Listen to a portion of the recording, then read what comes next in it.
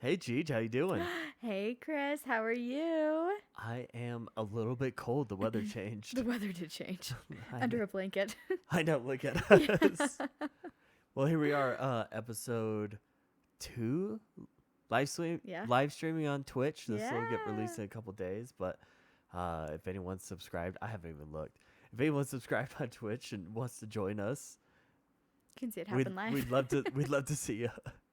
But everyone else, thank you again for showing up. Thank you again for listening to what Julie and I want to talk about, decide to talk about. We have a good time doing this. Anything to add, Jeej? No, not at all. We're just very grateful for you, everyone who listens. Awesome. Today, Ooh. had a lot of things like thought trains to go down for this week's episode, but something caught my eye and I just had to like put all the other things down. And I wanted to talk about this, and it's somewhat pertinent to like the last handful of weeks of our life too, right? Interesting. I'm fascinated by what you're going to talk about. Like, very interested to know what it is. You haven't told me yet. Yeah, exactly. Huh. And so, I found just a short article from this time. I will use the Pew Research Center as a topic, Yes. Go Pew. but there was a small article out that talked about how I'll give everyone the title. So the Pew Research Center, US millennials tend to have favorable views of foreign countries and institutions even as they age. And we have a couple Interesting. bullet points to go over, Yeah. right? Yeah. But I know when you and I, when we talk about being American and doing other things and going to other countries and Mm-hmm. things like that, you tend to line up to wherever is like best for your points of view, regardless of country sometimes, right? And so we talk about Scandinavia sometimes, and we're like, that seems really cool, the positive things that are portrayed to us. Yeah. But it's like, what are the Jillian views on your side of the millennial couch over there when it comes to just other countries, other places, other cultures? I'm fascinated by it all. I think it's very interesting to learn about like the different dynamics that exist in every country and the peoples within the country. Human geography was one of my favorite classes in high school. Human Human geography? geography. How does that differ from regular geography? It was. Don't quote me here. It's a long way back in the memory banks. But from what I remember, it was the study of like populations and people. Ooh. Yeah, and it was very interesting. So it took kind of a statistical geographical approach to populations, and I remember learning about how some countries' population is shrinking, some is growing, what are the factors behind that. Super fascinated. So like that level has still continued on. That was part of my undergrad as well. Like now I'm just fascinated by the world around us. I would love to go travel everywhere, see everything, meet all the people. Chris and I tend, when we travel within the US and without the US, we'll always hit like the big things to do. Like in Athens, of course, we went to the Acropolis. But our favorite thing to do is kind of get out of the city, go find smaller places, and just really roam.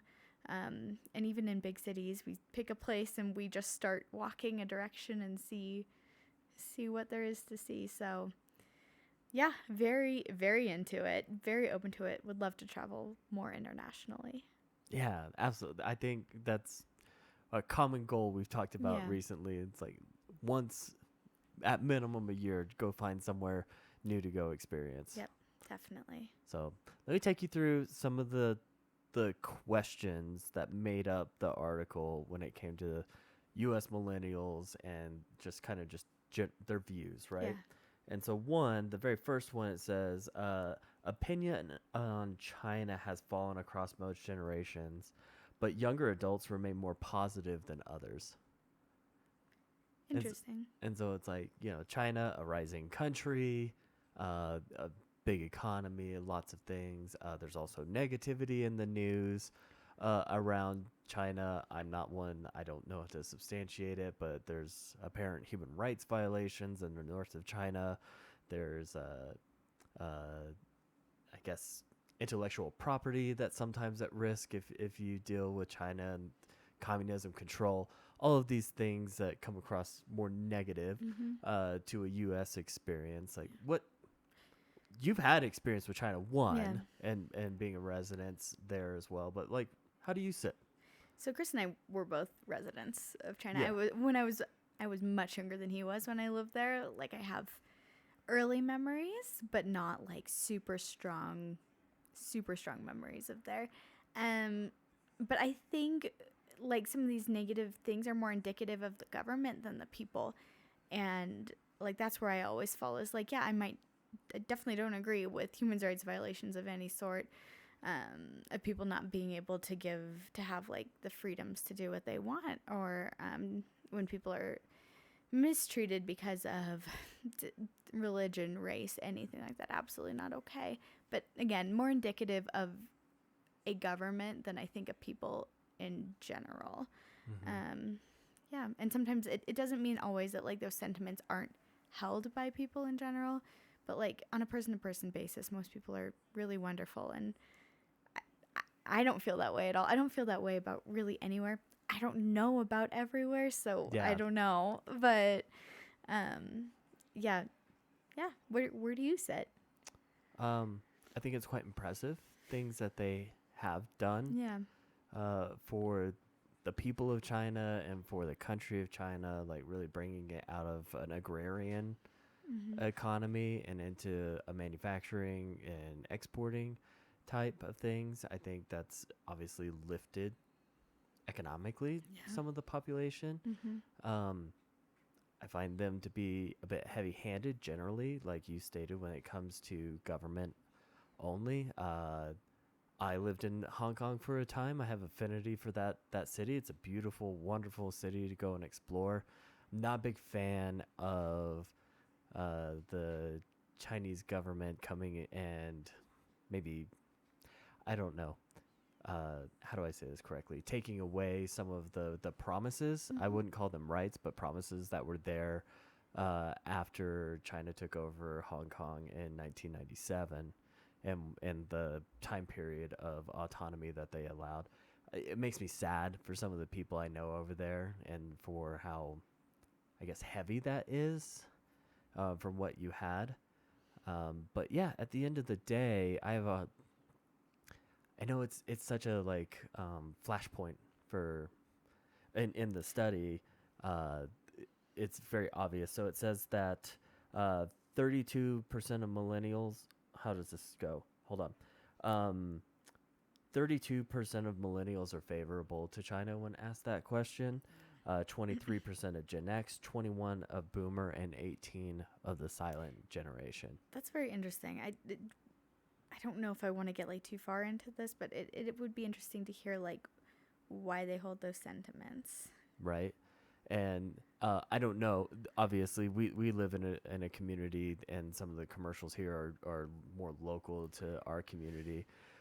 But when I'm at the gym in the mornings, you can't help but see some of the TVs and like some of just the binary results when it Yeah. comes to America versus Yeah. is a bit disturbing to me, Yeah, and I wonder how absolutely. that connects to like older generations and why that's a tool that can still be used, right? I'll never forget that one commercial we saw.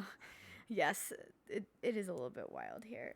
But that is really sad. I think it's one thing not to agree with certain like practices, but to like label a whole country as like unfavorable in your opinion, I feel like is terrible. Like Yeah. that's like you said, very binary. It doesn't take into account all of the beautiful, wonderful things. And if you just label that in your head as bad, I feel like you're missing out on so much wonder there. Yeah, So much absolutely. wonder anywhere. And Yeah, it's like give yourself a spectrum, right? always, So always. next one, Count me in as the 32% that are very favorable, extremely favorable. If you yeah, asked me that, I'd be like, overall I'm wonderful. Would love yeah, to go. Would love to go see the wall. Would love to go experience. Would love to walk around Hong Kong with you. Would love to go experience some of the beautiful things. yeah, absolutely favorable for sure. Obviously everyone has room to improve. So I'd love to see Yeah, people's lives improve there from what information I have. yeah, yeah. Right? All right, number 2. Here we Okay. go. Views of Russia are also down across generations, but younger Americans remain somewhat more positive. 25% of millennials have a positive outtake of Russia. 23 of Gen X, 14 of Boomer, and 18 of Silent. It's almost the same type of like scale again of that. And so Russia recently in the news for invading a sovereign nation of Ukraine. Uh, no real like active war. It's a really interesting dynamic over there. It's a horrible Horrible. circumstance for so many people. And then Russia generally, a booming energy economy, starting to consume a lot more as a first world economy, nuclear power and some of the nuclear powers there as well. I really haven't had an opinion of Russia in my lived experience until the Ukraine. Yeah. How about you? I mean, Russia has been very long on my to go to list, mostly because they house Rasputin's um, Member. member. Thank you. I was like, how do I say this politely on the internet? There, and I love Rasputin in every sense. Probably not a good guy. Help but, everyone understand Rasputin. uh, If I don't know if that's a common thing. So, if you've seen Anastasia, you know, you kind of have an idea of who Rasputin is. He was an advisor to, I don't know, he was involved with the Russian family. It's the whole Anastasia story is like right around that time, right, with the downfall and everything. And he was more than anything, he was a mystical advisor, and I am fascinated by him. Oh, and he was supposedly had a very, very, very large. Member. Thank you. Um, and so it's actually in glass in Russia, and I really want to see it. I do have a thing for seeing people's body parts that are thing. I saw Leonardo da Vinci's finger. That was really cool. But yeah, would love to see it. So Russia's been on my list for a really long time. Mm-hmm. Again, I do not agree with just what they're doing to Ukraine is really not acceptable. Yeah. But at the same time, like that is in my mind, those actions are actions of government and not necessarily representative of the people there. So Right. I would count myself like, am I in favor of Russia bombing Ukraine? No, 0%. But I am in favor, like I respond favorably to Russia as a whole. I would love to see the beautiful like architecture there as well, not just the the member yes. itself. Yeah. Yes. So I think one thing to know, I think over 14 years this was tracked over time. Yeah. The outputs are the ones of the most recent survey input, Mhm. but for no, I guess millennial Americans generally are down 44% Mm. on Yeah. on Russia on the whole. Obviously, the other previous generations down a little bit more there. Yeah, end of the day, I really think people outside, if you can remove the influence of thought as a government is constructed around the Mhm. people that they govern in that sovereign territory, Yeah. people are generally great, Yeah. Yeah. right? And there are exceptions, right? Like sometimes the government is representative of the thoughts, opinions of the people it represents, and sometimes those opinions are less than we would want them to be, kind of as a human family. But yeah. Oh, it's really it. I'll save that thought.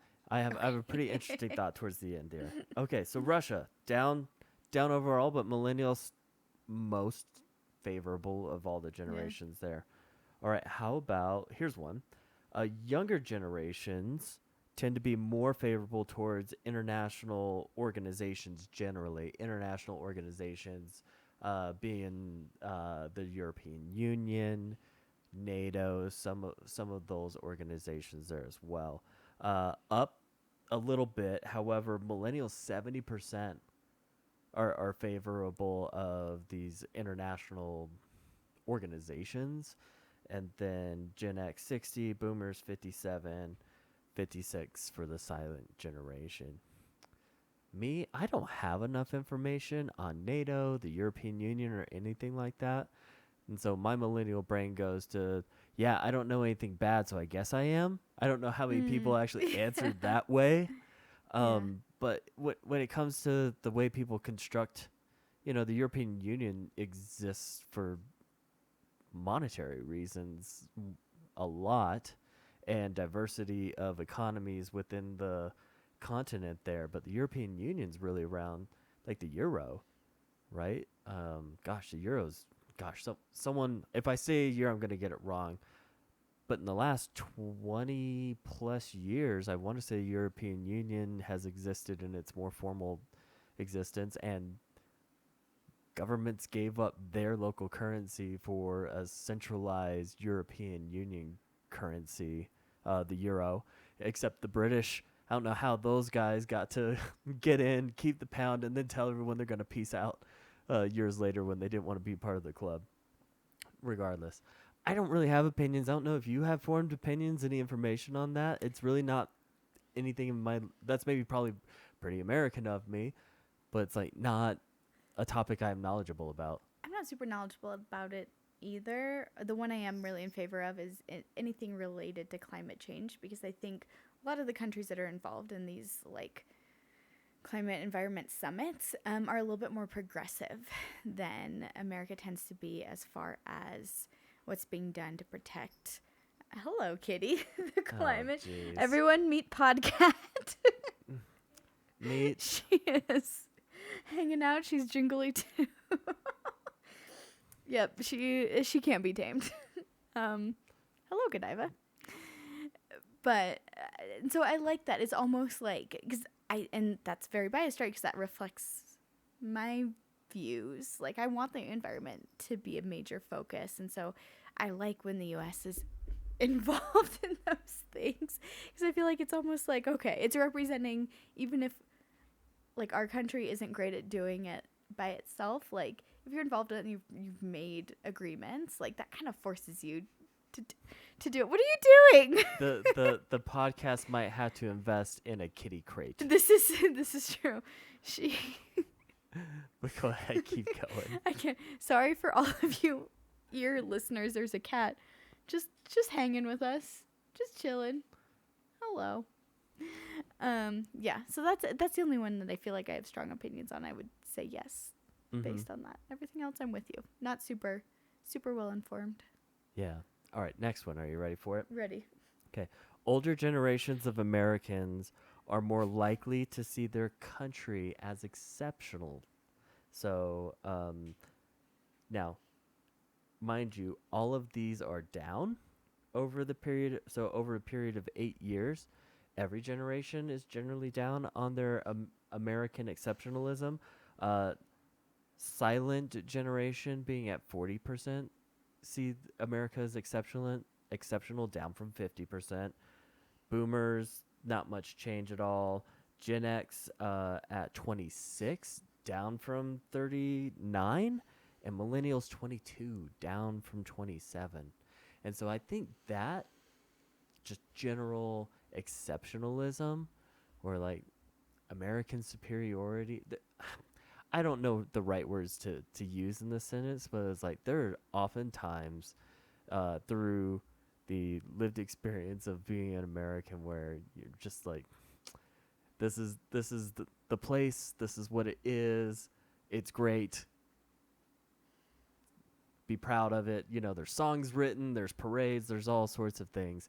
I just find it very interesting how the ages stack up with that thought, and that it's generally down across all generations. Thoughts? So many thoughts. Yeah. Yeah. So I think as the generation, especially for our generation, we've talked about it before, we're seeing like the so-called American dream that our parents, grandparents have had before us kind of disappearing, like not being as realistic for us or as attainable as before. It's having to morph and change, and it doesn't look like a previous one. Yeah. So I wonder if that contributes to it. I also wonder about like, we grew up kind of in the first age of the 24-hour news cycle. And I wonder if rather than just getting highlights on the hour, now seeing news as it comes in, and news is typically sad, right? It's not great, but it paints a realistic picture. So I wonder if seeing more and more of what's happening kind of contributes to that. You're getting a wider view of what's going on in different places and your own backyard. And I think with more information, people are less likely to believe propaganda. And I think a lot of the rah-rah America is so great. I don't know. It's not something I personally buy into. I don't think America is anything special in a lot of ways. I think we do offer some good things here. I don't know. I don't know. I don't think it's the best country in the world for sure. Not for sure. Not to say I'm not grateful for the privileges I have living here, but I wonder if that's kind of it. We have more access to information, seeing how other places operate, live, and maybe are changing values as well. We're working less, or want to be working less. We have different values outside of work. Yeah, maybe some of those things. I've said this not in every episode, but more than a handful of episodes. Yeah. It's the internet. It's the internet. It's Tell me more. It's access to information. The internet's gotten so big, so now it's now you kind of have to say, well, there's so much information.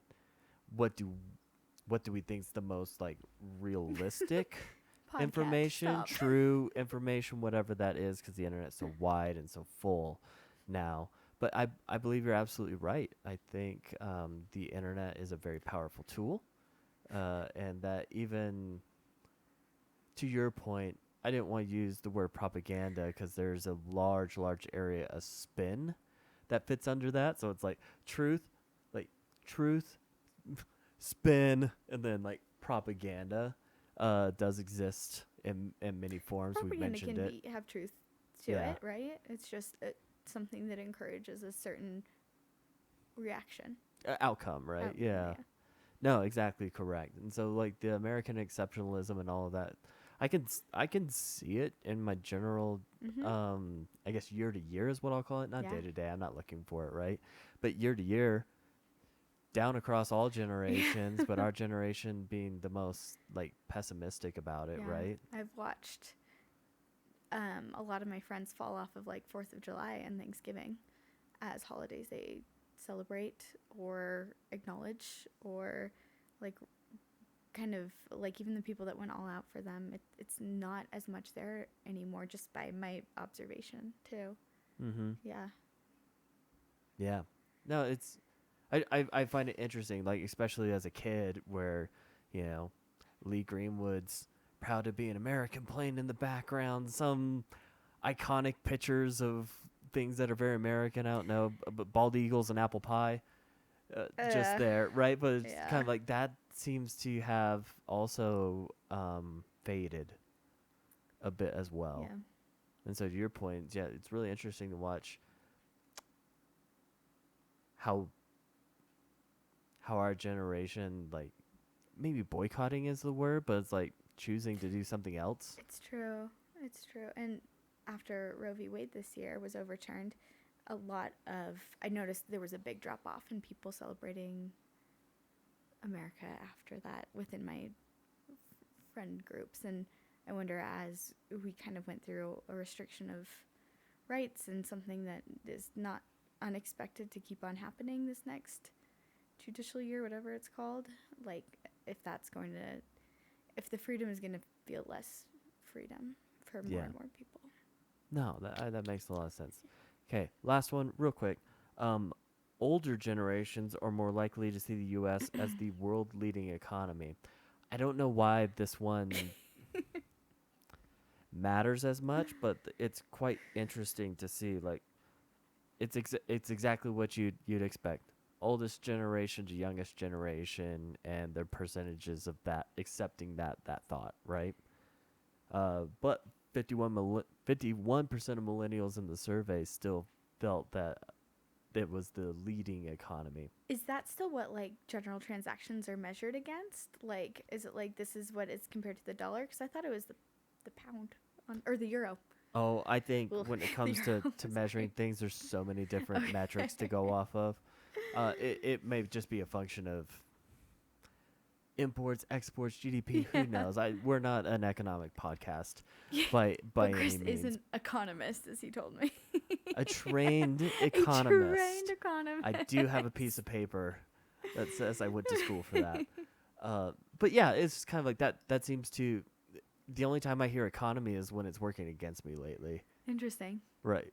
That like in my mind when I Yeah. think of like economy, I'm like I don't think about gosh, this cat. I I know. don't think about is the American economy bigger, badder, better than any other of them. I'm like American economy is kind of punishing me a little bit recently, and so I'm not worried about what's ahead or not ahead at this point. Interesting. That's Like, super interesting. what about you? I don't think I know enough or even have any sort of formed opinion on this. I'm grateful for my economist partner here. I think it's just very interesting that we can have. I'm going to call it thoughts to the spectrum of thoughts to facts installed in Yeah. us, and depending on when it's installed and how many times it's been how many times it's been like fortified or just reinforced there, Yeah. how much we just accept that as the unchanging reality Mm-hmm. and don't want to necessarily question or think about any other options that might be there, Yeah. right? Yes. Yeah. Our brains are good at hiding away or discrediting anything that isn't like so far back in that rebar. Mm-hmm. Yeah, that's super interesting. Interesting take.